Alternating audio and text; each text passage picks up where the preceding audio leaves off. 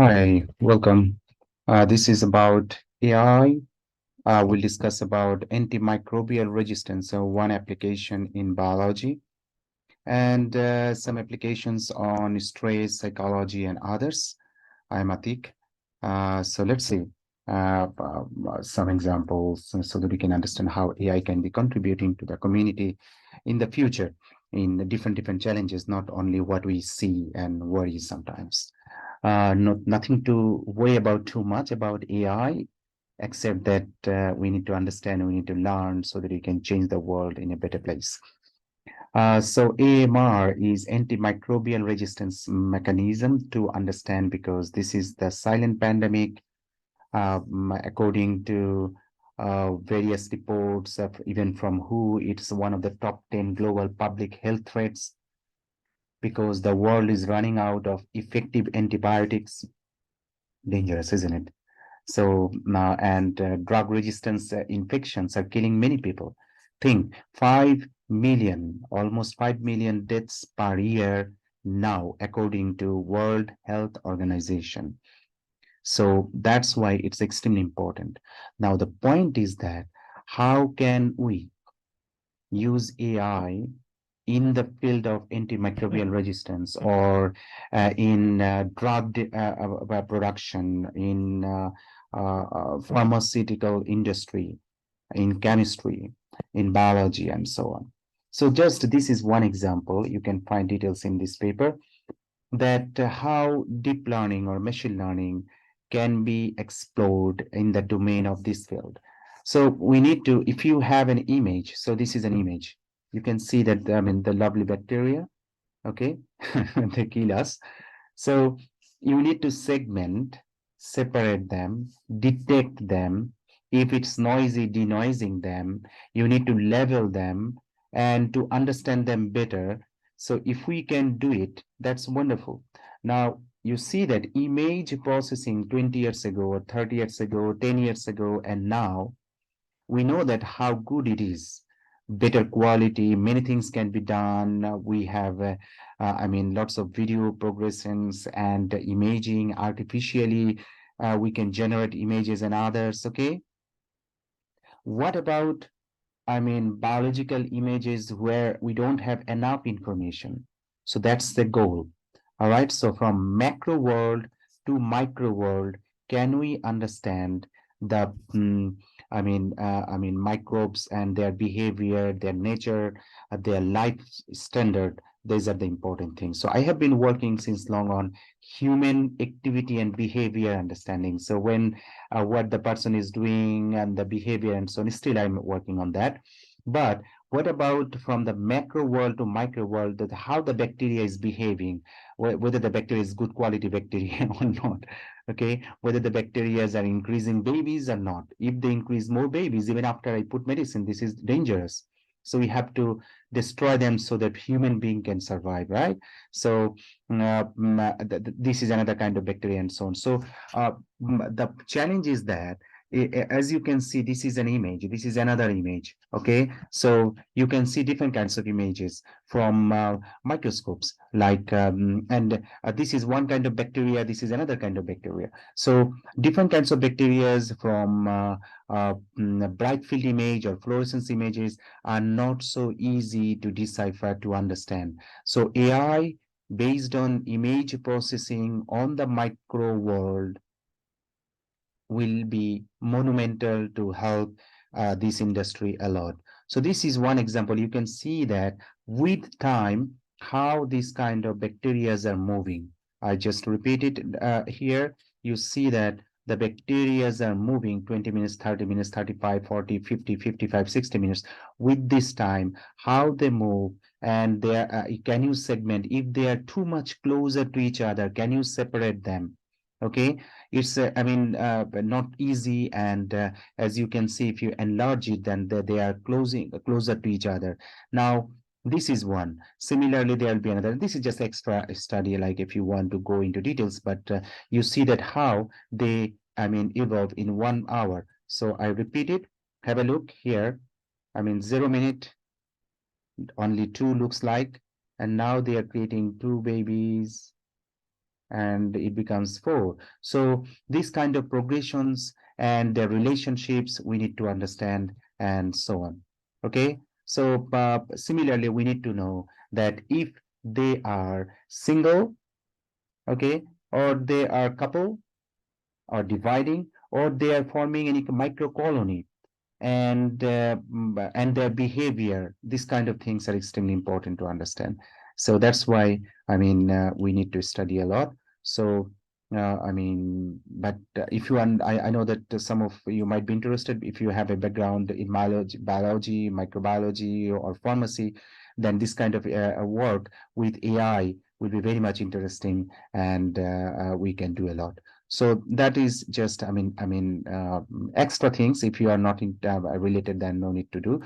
Sign language and data globe design, for example. Now, using AI and sensors, can we understand sign language, not only from the video, which is typically done, but from data globes or using sensors? So this can be one interesting work as well. Or when there is an occlusion, again, can you understand, different sign languages? AI and psychology is important to understand mental health, well-being, but for that purpose, we can work different things. So in one work, so telework during the COVID we saw, and versus office work, what are the mental health and the productivity? Because we want productivity, but at the same time, we want to ensure the mental health issues of staffs at the same time when they work at home or at office or mixed. What is the condition? Can we get these kind of things from different physiological data and behavioral data? We can also work on thermal stress, mental stress to understand, and also digital social prescribing, and so on. Fatigue understanding from face or eye movements. We'll see a few slides later on. So, for example, we'll see that during the COVID, for example, a couple of years ago, or 1/3 of the office employees switched to working from home due to the COVID-19 pandemic. But there are good and bad points. I mean, nothing, some people are unhappy when they are at home. Some people are unhappy when they are in the office environment. So it depends. So there are positive and negative impacts. Physical and mental health, work productivity, work-life balance, and family functioning. Now, because of Zoom, on many you can understand that even if you are at home, even if you are in holiday or weekend or late night, probably you are in a meeting, another meeting, and we're doing something. So this is going on, especially for busy people. So you have no rest. Probably that because of that, you will have physical problem, oh my God, and mental health, and so on. All right. So to understand the relationship between work behaviors and physical and mental health, we need massive amounts of multimodal data. But data is not so easy to get for this kind of work.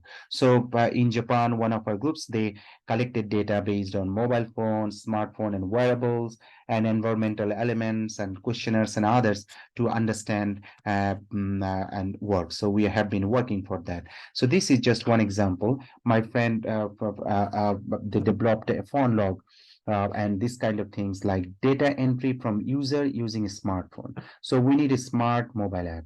So that will give you the data entry skin of any action, and that will record the time. So for example, if you say the face-to-face meeting or web conference call, then if it is a face-to-face meeting or web conference call, when the time will start and so on. And then this is the action type selection. But you may need something more, like when you have, say, face-to-face meeting or web conference call, is it from home or partially, like from home or living room or others or workplace or outside? I mean, you are in a coffee shop and having a meeting, or maybe in the top of mountain doing yoga and not jumping, okay, and trying to, or have a meeting or do something. So these kind of things, if we can know, and based on the environments for each category, your mental health and physical health can be connected, and sleeping habit and other things, that would be wonderful. It's not easy, definitely. Input data can be collected from in the morning and in the afternoon, and some depression level and engagement, productivity, these kind of things. And we need to know whether you are tired or not. In one work before with one company in Japan, we used a fatigue society of Japan's fatigue scale. So maybe this kind of scale, which can be so in the morning and in the afternoon. Now, but you need to discuss that how AI can be used in psychology, emotion, and for diversity, because different people have different kinds of strengths and weaknesses, emotional issues. So diversity is important as well. Now have a look this example. In Japan, I found this news that NBCnews.com, Japan trained workers check greens while smile meter. So, to make it, high standard, somebody can say that, oh, because of high standard, somebody should be in under stress. So there are plus and minus things, but whatever, smile, fake or real. So Japan trained workers check greens with a smile meter. I never saw how they do it, but I saw in the trains, so when the staffs arrive and so on, they are always, greeting with a smile and nice. So similarly, when you consider nerves, so physical activities are not enough to judge, because if we have a sensor can give us, physical activities, but that sensor, if it is not collecting stress level of the nerves, and don't add the psychology, then it will not be good, especially when they are in deep trouble with lots of patience and hard work and overtime and so on. Tiredness and sleepiness measurement, we become fatigued and tired, and we need to understand, and this kind of works are going on, especially from facial, different points or landmarks, or some other methods. So if you want to study more, you can just check. There's an extra thing. With that, I'd like to thank you all and see you in the future. Thank you very much. Stop recording. Discard. Stop.